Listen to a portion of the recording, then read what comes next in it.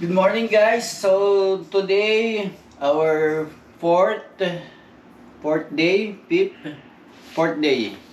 ng ating Philippine Loop Adventure Luzon Leg. So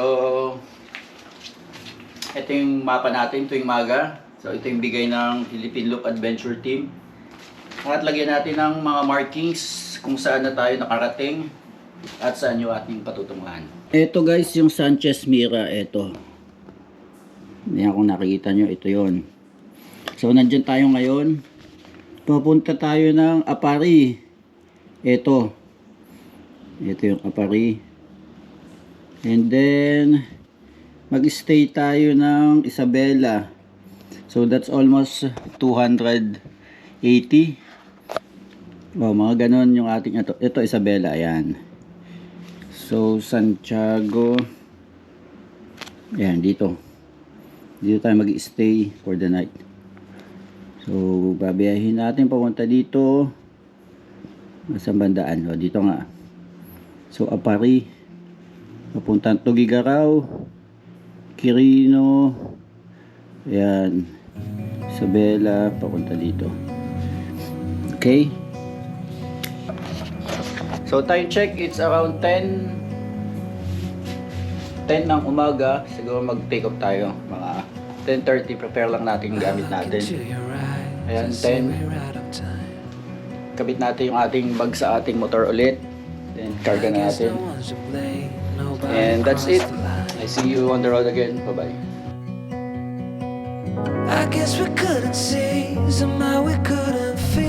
So reset ulit natin guys yung ating trip meter.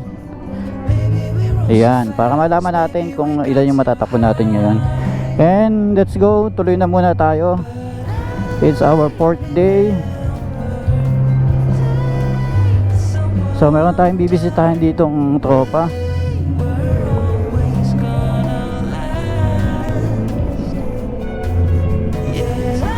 Yun.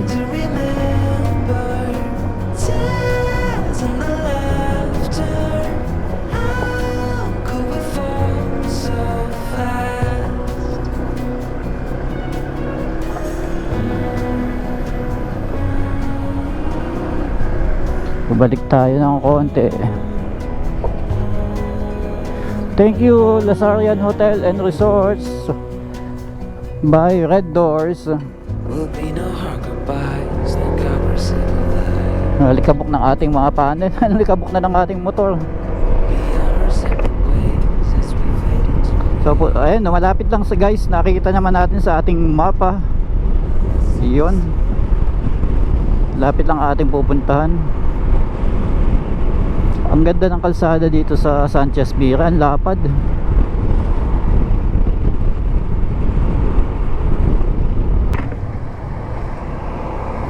Nasa unahan pa. Ayun, parmasya ni Doc.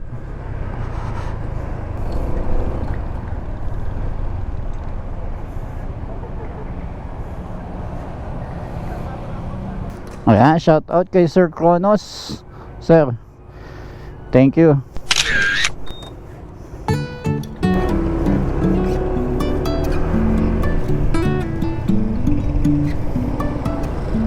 Life is a winding road. Alright, tuloy-tuloy na tayo sa Cagayan, Tugigaraw, Apari. So Apari tayo ngayon. But first, hanap muna tayo ng karinderya, turo-turo para sa ating lunch. Salamat po. So we're leaving Sanchez Mira, pero sagtin muna tayo dito sa gilid. Yan, selfie. You can say I lost my mind. I will keep on holding my head high, even if the sky is falling down.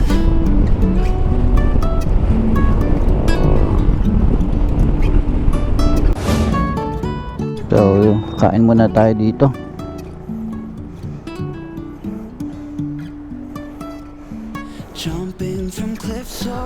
Saan na to? So guys, kain muna tayo. Ito po. Ganda ng kalsada dito, mga rektahan. Tingnan nga natin yung ating top speed.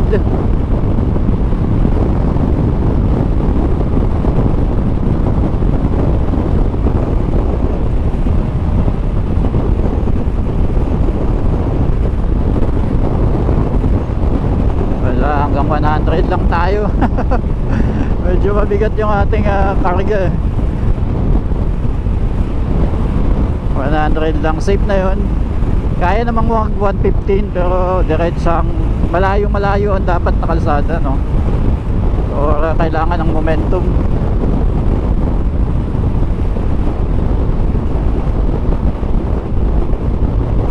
Okay, ito, isa pang diretso. Woo! Kaya mo yan, ADB.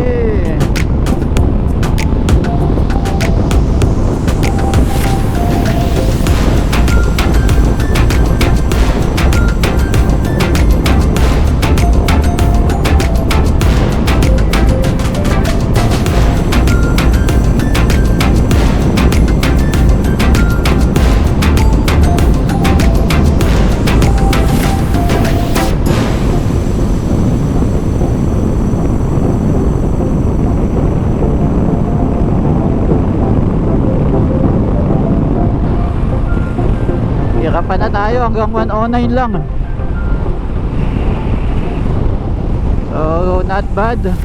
Ang tagal na nakababad sa 108, tapos pumipitik ng 109.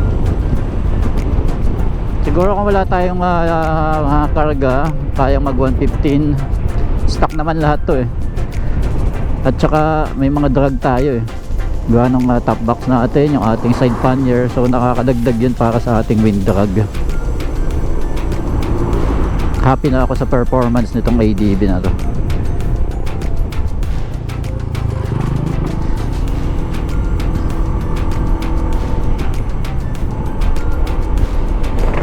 So sa mga nagtatanong kung anong top speed natin kapag may side pannier, top box, tapos meron pa tayong bag na mabigat sa upuan, 109 lang po.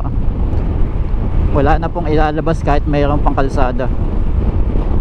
Yun, may Petron. Papagas na tayo dito guys kasi kalahati na yung ating gasolina. Kalahati na lang yung tangke natin. 500 meters.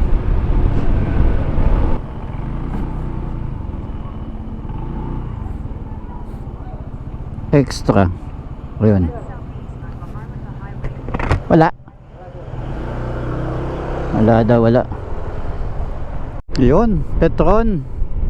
Pagas muna tayo guys dito sa Petron. Uy, sarado. Wala, abandon na. Abandon na. No parking. Lugi.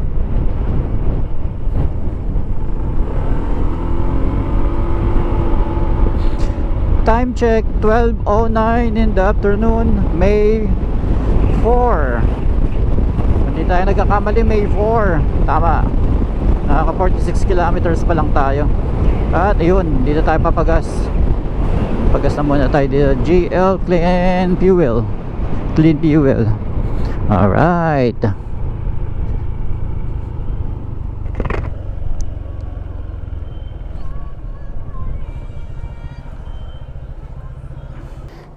Kaya pa yung resibo ha. 350.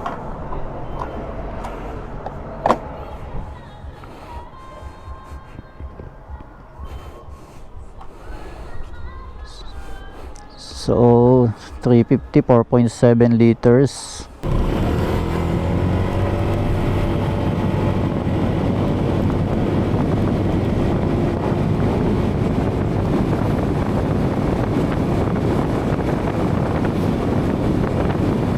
Pari 38, Tugigaraw 72.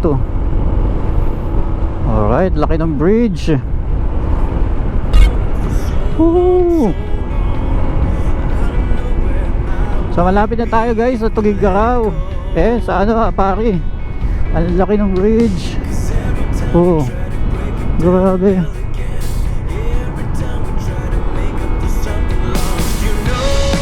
Ang lapad ng river.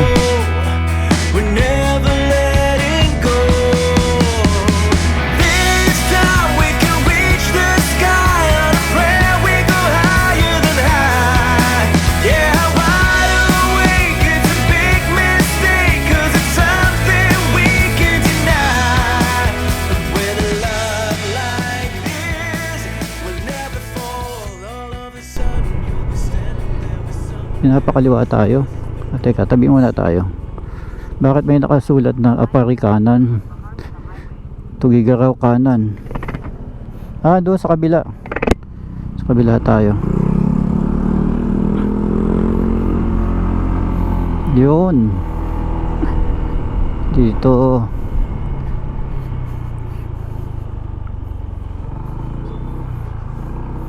So andito yung arc. Pasukin natin to. Alright, on the way na tayo ngayon sa Apari Welcome Arc. Alright guys, medyo sumasakit na ang likod natin. Aka 104 kilometers na tayo. Time check 1:13. May 4. So day 4 na rin natin. May 1 tayo nag-start ng ating Luzon leg. Uy, nakikita ko na dito.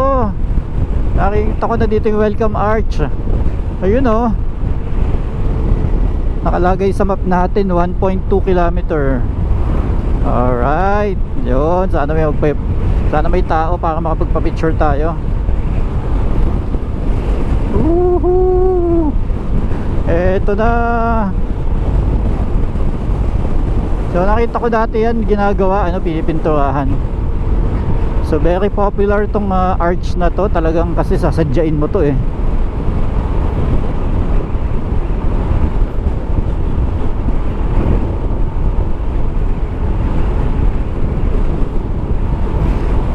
Welcome Apari.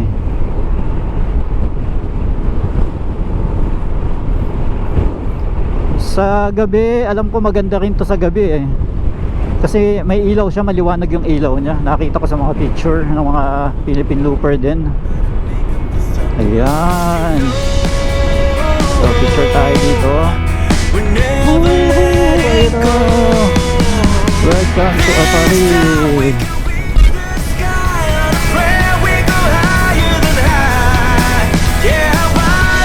Alright. Picture muna tayo doon. Balik tayo, balik.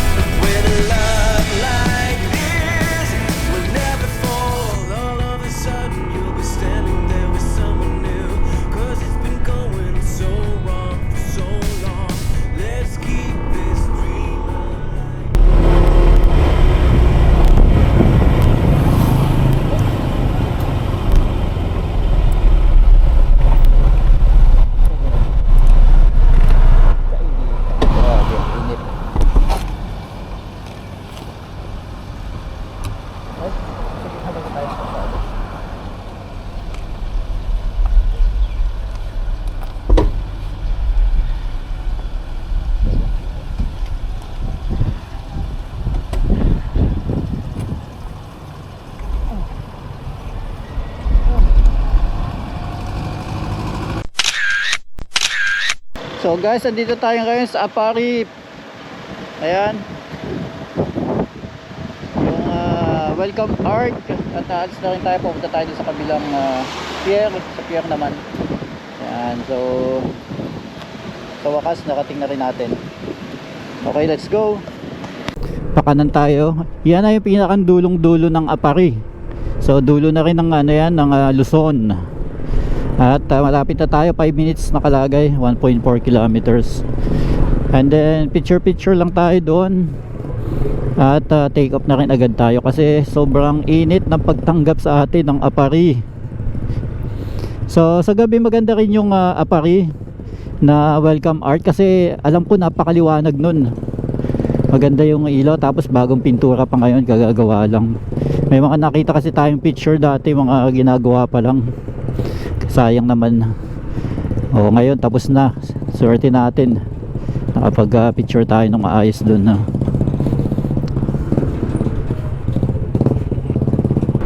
Dulon-dulo na. Observatory deck. Uy! Ayan na, Apari. Ayan Pag-asa Weather Radar Station pala. Ayan Apari. Picture tayo dito.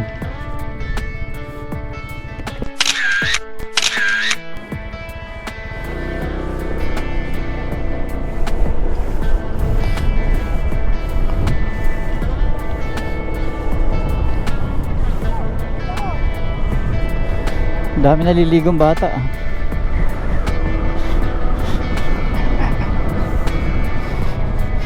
So ito yung pier at ito yung pinakandulong-dulo ng Luzon. Pwede pa bang pumasok dito? Wala na, lalakad na lang tayo. Ew.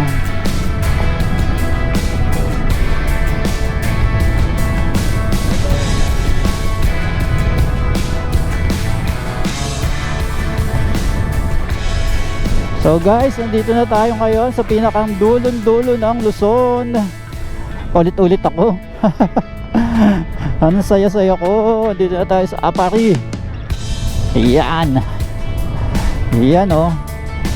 Kaya pa ba dito? Hindi na.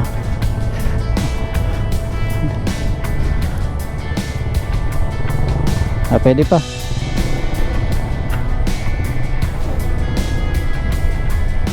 Uy, dito na naman tayo sa nakakalula.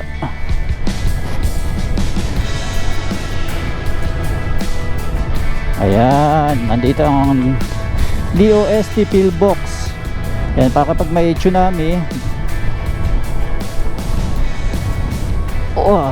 dito na lang tayo.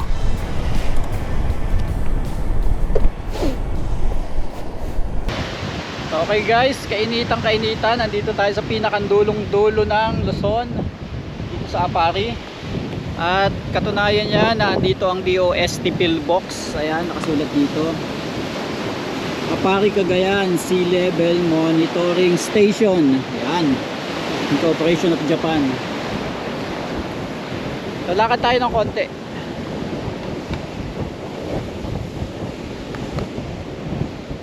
Yun. Daming huli, sir. Ito na, pinakandulo. Dulong-dulo na tayo ng Luzon. Ayan. So, pinuntahan talaga natin. Ito, baka tayo mabasa na kasi basa na dito. Ayan, basa na. Tubig. Hampas siguro ng ano.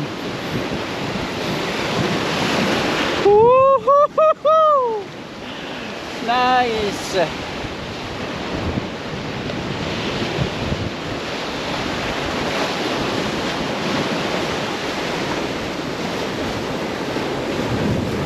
Hey! Baka tayo mabasa, balik na tayo doon. May mga naliligo doon, no? Ayun, ang lakas ng alon kasi open na yan eh, oh. Yan. So, sa kabilang dulo, andun ang Batanes, papunta doon sa kaliwa. And then Taiwan. So, ito yung Apari. Ito yung motor natin. Never tayong binigyan ng problema. Siyempre, gamit nating gulong, Corsa yan. Platinum, Cross S. Yan.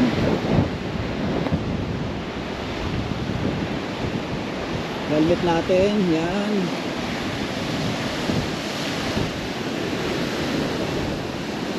Yun. May mga shades dito, ayos. So ito ay Gataran. Gataran. Maraming mga bayan na hindi tayo familiar. Kaya di natin nadadaanan pa, first time natin. Oh, ano to? So, tigil tayo dito.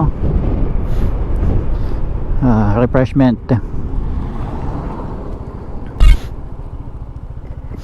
Pahinga muna. Cagayan Valley. At magpapagas na muna ulit tayo. Hindi ko na mabilang kung ilang pagas na natin to, para tuloy-tuloy na tayo mamaya.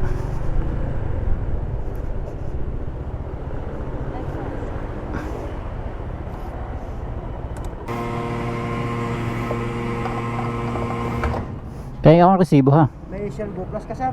Ha? Wala. Thank you. So 305.85 pesos 4.46 liters, 68.50 per liter. Yun yung ating gas consumption ngayon. Alright, eto na yung tulay na mahaba. Bunton Bridge. Solana. Nasa Solana na pala tayo. Nadaanan ko na to guys nung nag-boss Ironman tayo. Yeah. Daming dumadaan, no? Longest bridge, river bridge. Hindi tayo nagkakamali. Longest river bridge.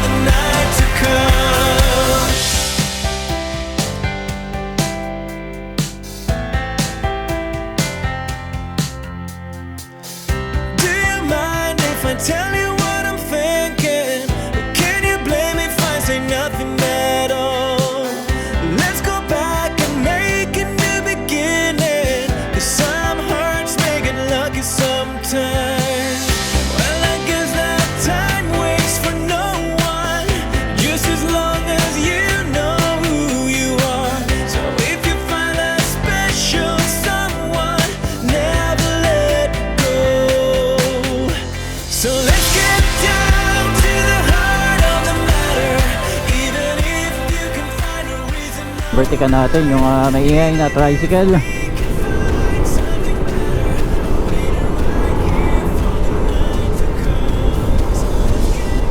Alright, so kakaliwa na to tayo doon sa dulo. Time check 5:18, 228 ang ating tinakbo ngayon. At dumidilim na naman. Mukhang abutin na naman tayo ng dilim paghanap ng hotel. So malapit naman na guys, 122 kilometers na lang para sa Isabela. Doon na tayo mag overnight stay.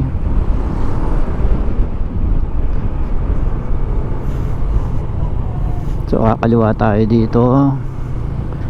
Yeah. Golden sunset.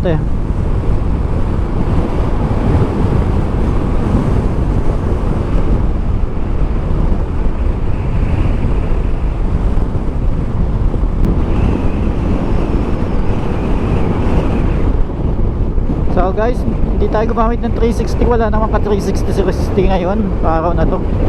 Ayan, display lang yung ating selfie stick. So ang gamit natin ngayon itong ating nasa helmet na GoPro Hero 12. At syempre yung ating cellphone na nasira na ang mga camera sensor, iPhone 11 Pro Max. So mga 4 years na din yung phone na yan. Tanda ko bago mag-pandemic yan eh. And then itong nasa harap natin na Action 4 DJI. Yung ating drone hindi na rin natin nagamit masyado. Sa Visayas, Mindanao na lang guys. Kasi nag-aabot tayo ng oras ngayon dito. Medyo low on budget na tayo. Pagkakasyahin na lang natin hanggang sa makauwi tayo. Sana makakakuha tayo ng medyo murang hotel ngayong gabi. Mga 1,000 to 1,200 kasi kagabi 1,400. And then yung isang araw 800 lang. Pero ang laki ng difference. Napakaganda nung pinalugan natin kagabi. Uy, grabe, ang ganda. Ayun o. Tapos may sumisikat na araw dun sa mga ulap. Ganda ng view. What a view. Can we make it to the other side? When we figure out this life, you will learn how to love again. I promise and I know that I will make you believe again. Yan, yung mga ganong mabibilis pagbigyan na natin, na-appreciate nila yon. Dahil wala naman tayong magagawa. Mabagal talaga tayo. Actually, sakto lang naman. Sakto lang yung takbuhan natin para sa motor na to. Ang ganda ng suspension guys. Siguro kung ibang motor ang gamit ko, baka mas lalong masakit ang katawan ko. Sumasakit sa akin yung aking sa may balakang. Wala yung aking sandalan, binago ko yung position. Alright guys, sabi ko mamaya na lang tayo magkita-kita ulit. Eh wala, ang ganda ng view eh. Gusto ko makita nyo rin kung gaano kaganda. Uy, ano yan? May nalaglag. Kawawa naman yung nalaglagan nun. Parang uling.